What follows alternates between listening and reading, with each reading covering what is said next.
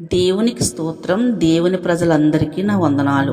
Mark సువార్త 11వ అధ్యాయం 24వ వచనం చదువుకుందాం.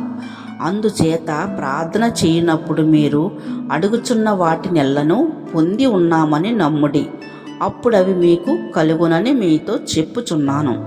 మనం ప్రార్థన చేసేటప్పుడు ఏమి అడుగుతున్నామో అవి పొందుకున్నామని విశ్వసించి నమ్మాలి. ఎందుకంటే దేవుడు అడుగుడి మీకు ఇవ్వబడును అని చెప్పాడు కదా. అడిగింది ఇవ్వక మానడు.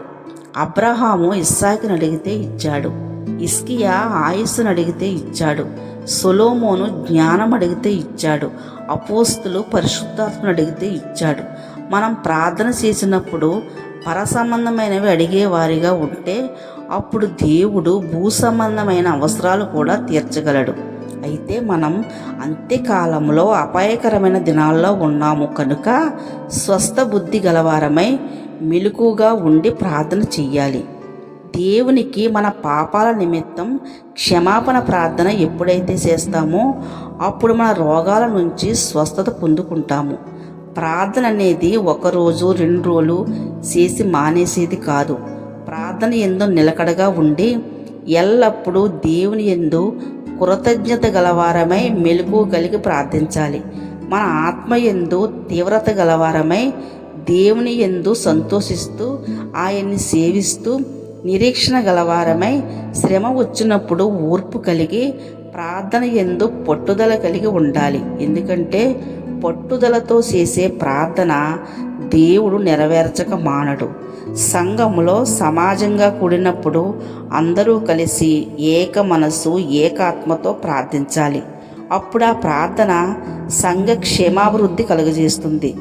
దేవుని బిడ్డలుగా ఉన్న మనము ప్రతి సమయమందు ప్రతి విధములైన ప్రార్థనలు విజ్ఞాపనలు మెలకువ కలిగి ఆత్మలో చెయ్యాలి. పరిశుద్ధుల నిమిత్తం ఆత్మలో ప్రార్థన చెయ్యాలి. ప్రార్థన చేసేటప్పుడు అడిగి ఉన్నవన్నీ పొందుకున్నామని నమ్మి ప్రార్థన చెయ్యాలి. అప్పుడు దేవుడు అవన్నీ ఇవ్వగలడు.